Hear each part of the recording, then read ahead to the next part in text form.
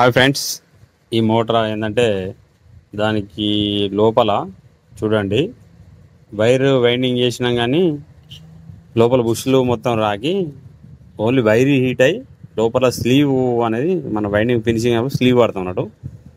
ఆ స్లీవ్ కూడా కాలిపోయింది. కాకపోతే వైండింగ్ పోలేదు, బాడీ షాఫ్ట్ లేదు. లోపల మొత్తం రోడ్డు క్లచ్ పెట్టి అన్నీ వేయినాడు, అన్నీ వేస్తున్నాం చూడండి. దాని స్లీవ్ కుడతాం అన్నట్టు. దేని ఏ కాకు అటు చెట్టు ఆ బయటికి రాకుండా పెడతాం చూడండి. ఆ వైర్ అనేది ఆ స్లీవ్ అనేది హీట్ కట్ అయిపోయింది, ఇట్లా ఇట్లా లేచి వచ్చింది అన్నట్టు. చూపిస్తా చూడండి. సైడ్ ఏం లేకుండా స్లీవ్ అనేది లేకుండా ఉన్నది అక్కడ ఒకటి చూడు. ఆ స్లీవ్ అనేది చుట్టూ ఉడతాం అన్నట్టు. చుట్టినాక మళ్ళీ కడతాం అన్నట్టు. హీట్ వల్ల చూడండి ఇక్కడ మంచిగా కనిపిస్తుంది చూడు, హీట్తో తెగిపోయింది. ఇటు సైడ్ ఏమో ఉన్నది చూడండి, ఓన్లీ వన్ సైడ్ ఉంది. 4-5 సైడ్లో కడతాం. ఒకటి ఇక్కడ ఒక్కటే ఉంది, హీట్ అయ్యి మొత్తం కట్ అయిపోయింది అన్నట్టు. ఇక రైతులు అనుకుంటారు మోటార్ మంచిగా ఉంది, ఇది దించినాక ఇది దించుతూనే కాలుతుంది అన్నట్టు. ఎట్లా నడిస్తే ఒక రోజు నడుతుంది, లేకపోతే నడుస్తుంది, లేకపోతే కాలుతుంది మోటార్. మొన్న వేసిండు, ఆ బుష్లు వేసారు, అన్నీ వేసారు, కాలిపోయింది అని చెప్పి మెకానికల్ అంటారు.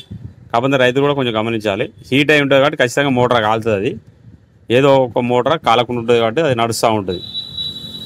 కనుక రైతులు కూడా మెకానిక్లను కొంచెం ఇబ్బంది పడకుండా చూడుర్రి. చూడండి స్లీవ్ అనేది కట్ అయిపోయింది, చూపిస్తాను చూడండి. అట్లా హీట్ అయ్యి కట్ అయిపోతున్నాడు. అది వైండింగ్ పోలే. ఇప్పుడు ఈ మోటార్ వైండింగ్ ఉంది, అది వైండింగ్ ఉంది కాబట్టి దీన్ని ఎందుకు చేస్తున్నట్టు వీడియో రైతులు కూడా కొంచెం మెకానిక్లను అర్థం చేసుకుంటారని చేస్తున్నా చూడండి.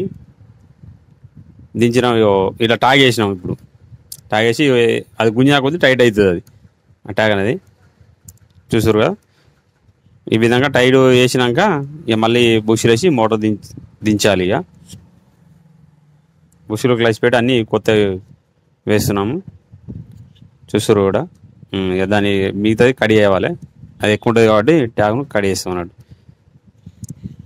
చూస్తున్నారు కదా ఫ్రెండ్స్, మై ఛానల్ సబ్స్క్రైబ్ చేయండి. నరహరి బోట్ టెక్నీషియన్ ఆదరించండి, లైకులు కొట్టండి. ఇది కట్ చేసినాం. Okay, thank you.